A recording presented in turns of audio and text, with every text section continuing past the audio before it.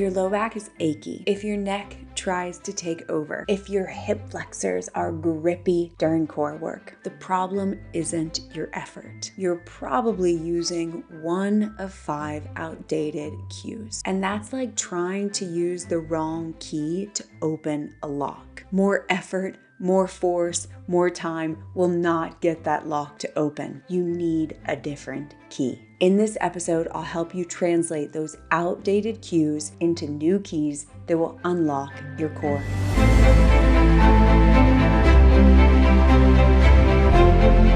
Before I translate those 5 cues, I want to tell you how this played out for me. Because if you don't understand the subtlety, the nuance, you can take the new cues, do the same old thing, and end up in the same old place. I've practiced yoga for over 20 years. And for the first 5 or so years, back bends always hurt my lower back. Despite all my effort and trying to do everything right, I could not figure out my core. My teachers would tell me, tuck your tailbone, move your inner thighs back and apart, lift your low belly up and in, hollow out, Mula Bandha, Uddiyana Bandha, but nothing was working. If anything, the flexibility I was gaining was making things worse. About 7 years in, my SI joint was going out all the time. A long car ride, a flight, twisting and picking something up. If I'm honest, just moving the wrong way could cause my lower back to lock up. The upside of the pain and frustration was it kept me learning and growing and seeking answers. In 2015, during a one-on-one with one of my teachers, I was doing this, doing that, working so hard, I was literally dripping with sweat, like it was plopping down onto the carpet. And he said, stop, stop, stop. So I did, thankfully. And then he said, breathe. And he put his hand on my back ribs and said, breathe here. And I did, again and again and again.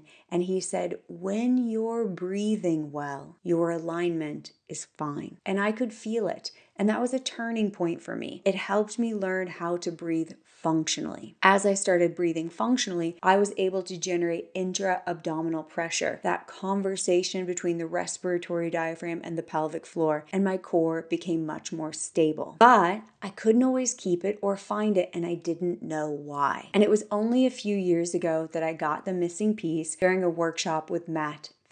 Matt is one of the founders of Movement Method, and he studied in the Postural Restoration Institute. Matt had us doing tons of hamstring work and what I call ugly forward bends. And what I got during that workshop was anchoring my pelvis. Until then, I didn't fully realize how tilted I was, and that made it hard for my respiratory diaphragm and pelvic floor to talk and generate the intra-abdominal pressure I needed for a strong, stable core continuously. So what I learned from Matt was I needed like 10x the amount of hamstring strengthening I was doing in order to keep my pelvis neutral. And it was only when I had my pelvis neutral and I was breathing into my back body, keeping my ribs back, that I got this stack of rib cage and pelvis that allows the diaphragms to talk and generate intra-abdominal pressure. So the cues I'm going to translate for you, I believe, take you out of that stack, out of your breathing, and make it difficult, if not impossible, to generate the intra-abdominal pressure you need for true core stability. And that's why core work hasn't been working. You're missing the foundational layer, the alignment of your bones, the relationship of your diaphragm. So no matter what you do, no matter how hard you try, no matter how good you are at doing exactly what you're told, some compensating pattern is kicking in. Maybe it's your low back grabbing, your neck and shoulders tensing, or your hip flexors engaging. Something is turning on that shouldn't, because you don't have the internal relationship you need for the pressure system that is true core. And here's some good news. When you get this, you don't have to work so hard anymore. True core is not something you make happen. It's a relationship you set up, and then the engine of your breathing takes over, and it's always on, humming in the background, keeping you strong, steady, and stable. Before that weekend workshop with Matt Phippen, I didn't know what that felt like. I didn't even know what it meant. I wouldn't have believed it if you told me. But after that weekend workshop, I was walking walking around the track at my stepson's flag football game. I'll never forget it. And I felt stacked. I felt solid. I felt different, more upright, more easeful, more powerful in my body than I'd ever felt before. And I want that for you too. To get there and to stay there, I had to throw out all of these 5 cues. And I had to translate them to more accurate, more nuanced sensations and relationships in my body. So here we go. The 5 cues you've probably heard a million times in yoga classes, fitness classes, Pilates. Each one disrupts the mechanism your core actually needs. And each one has a replacement that will allow you to start working with your body, not against it. Number 5, tailbone tucked. Your tailbone is actually 3 to 5 teeny tiny little bones right here at the bottom of your sacrum. Not very powerful, not nearly big enough to get the verbal play it does. I think the tuck your tailbone cue has been so popular because people can imagine it, they can visualize it. It's also where some of the pelvic floor muscles attach, and it might work for men because the architecture of the male pelvis is different and the tailbone is actually kind of hooked under. But in a female pelvis, the tailbone is rocked back to create a bigger pelvic outlet in order to carry and deliver a baby. So what happens, especially in a female body, is you tuck the tailbone and you tilt your pelvis and take out the curve in your lower back. So you can do the cue perfectly, but completely miss your core. And it might give you the sense you're doing it because you'll feel hugged in, you'll feel kind of solid and steady, but that's coming from your bones and this action of tucking, not the musculature and definitely not your core. People with a history of low back pain tend to do this tucking like a safety tuck. It's a protective mechanism, and it's very challenging to get them to release that gripping and grabbing. If your low back gets achy after core work, you're probably doing this. If you feel chronic tension between your lower ribs and the upper rim of your pelvis, you're probably excessively tucking under. If you have bulging or herniated discs at S1, L5, L4, you're probably excessively tucking under. So what do you do instead? It's a less familiar landmark in the body, but I encourage students to sense and anchor their sitting bones. Your sitting bones are like the heels of your pelvis. They ground and stabilize your pelvis, and the hamstrings attach here. Bonus, the more grounded and anchored your sitting bones are, the more natural spring you will have in your pelvic floor. Your pelvic floor is meant to have a trampoline-like spring. And just like you need the trampoline to be anchored, you need your pelvis to be anchored for the pelvic floor to have that natural rhythm. That takes us to cue number 4, lift your pelvic floor. You may have been told to lift your pelvic floor up and in. You may have been taught Mula Bandha, and most yogis were taught Mula Bandha as something you engage and never, ever, ever let go. You may have been taught Kegels to engage and strengthen your pelvic floor. The emphasis on lifting and engaging your pelvic floor is very one-sided. Especially for long-term yogis, it tends to make the pelvic floor like a clenched fist. If you clench your fist and it stays that way forever and ever, you lose the dexterity of your hand. And that's what's called a hypertonic pelvic floor. The inverse can also be true.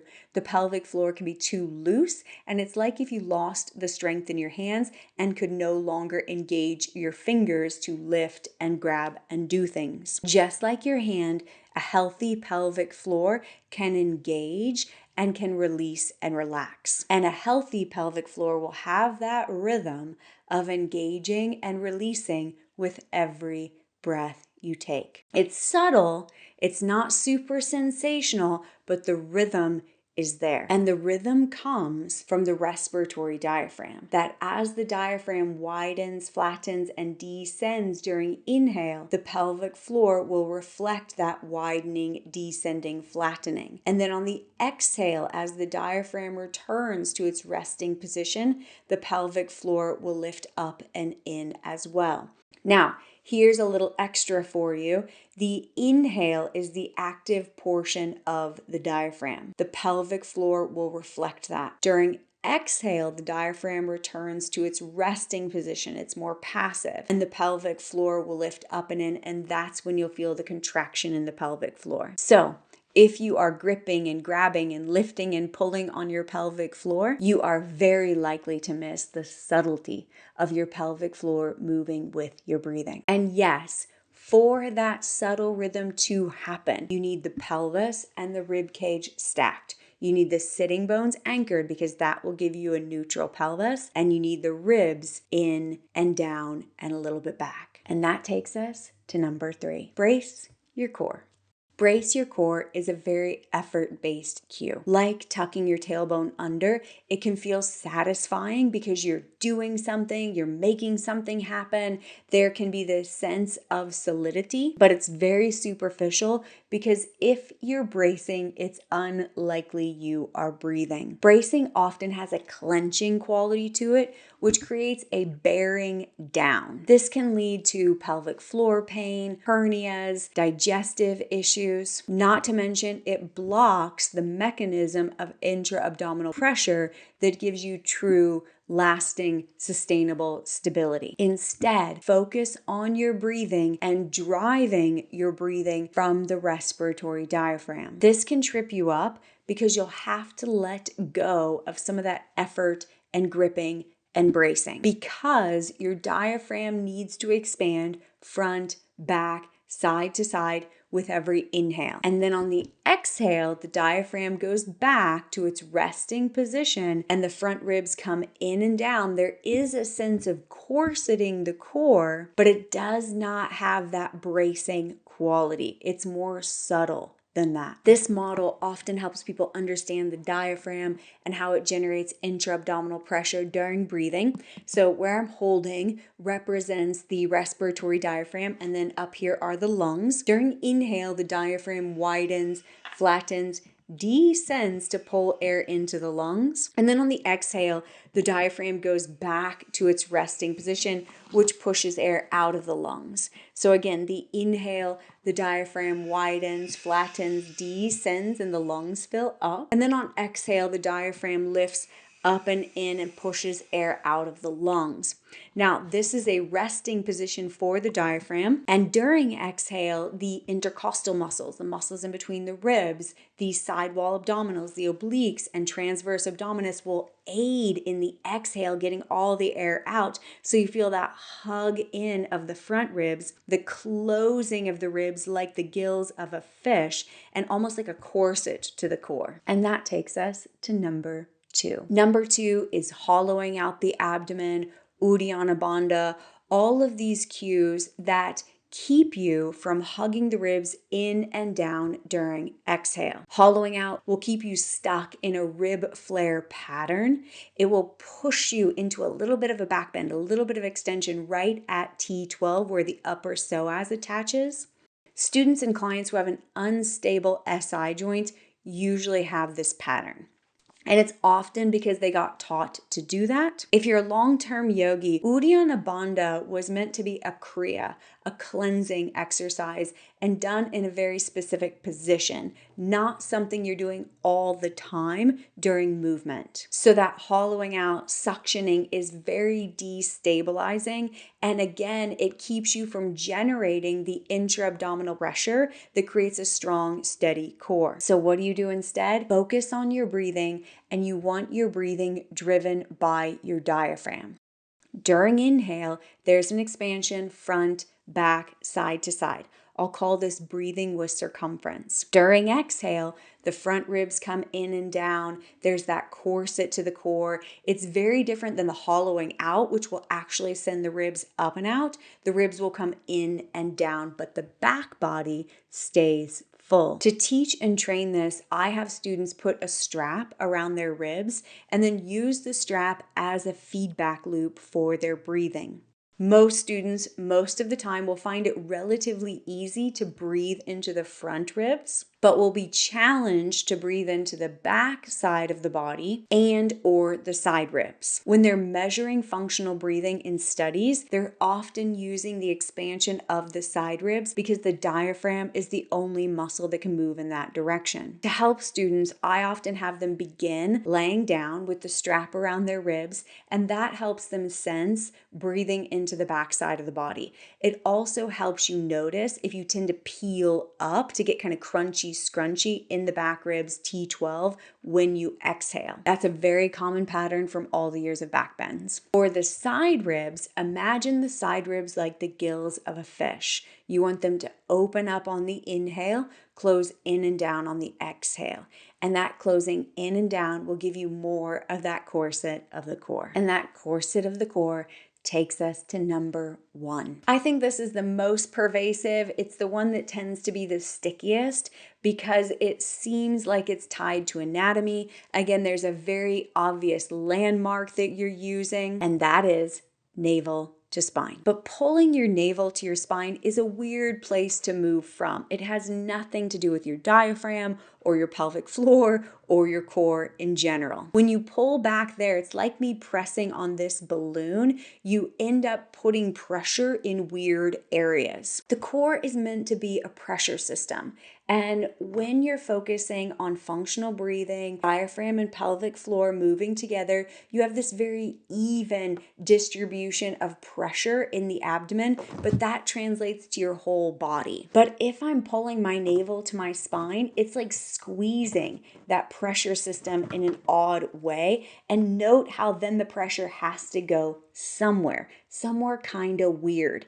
And you don't have that steady, stable, well-pressurized center. Like the other cues, navel to spine disrupts the natural rhythm of your breathing and the intra-abdominal pressure your breathing is meant to generate to keep you strong and steady throughout your whole body. All of these come with good intentions. They're just not very accurate or aligned with what we now know about functional breathing, intra-abdominal pressure, and force transmission in the body. So instead of hooking, tucking, lengthening, scooping your tailbone, focus on grounding from your sitting bones. Instead of lifting your pelvic floor up and in and holding on forever and ever, amen, allow your pelvic floor to move with the rhythm of your breathing. Instead of bracing your core, focus on driving your breathing from your diaphragm. Instead of hollowing out and the ribs popping up and out to the side, focus on expanding front, back, side to side during your inhale and getting that corset of the core during your exhale. Instead of pulling your navel to your spine, trust in the rhythm of your breathing and the pressure system that is generated by the respiratory diaphragm and pelvic floor talking. Translating these cues is not just about language. It's reorganizing your effort, reframing where you're moving from, how you're moving, what you're looking for as your signs of success. Next, put this in your body. Try an Unshakable Core practice. You can find them here on YouTube or in the Asana Strong app. And if you're like me and you find that keeping the ribs back, keeping the sitting bones anchored is tricky, but also exactly what you need to finally have the core stability you've been seeking. That's what we're going to unpack. In the next episode, I'll teach you the 5 muscles that help you keep the ribs back and the sitting bones anchored. So that stack of rib cage and pelvis becomes natural and intuitive and the default setting in your body. This gives you the true core you've been looking for, but also easeful, graceful, upright posture. The link to the Asana Strong Starter Kit is in the description below. I'll see you in episode 2.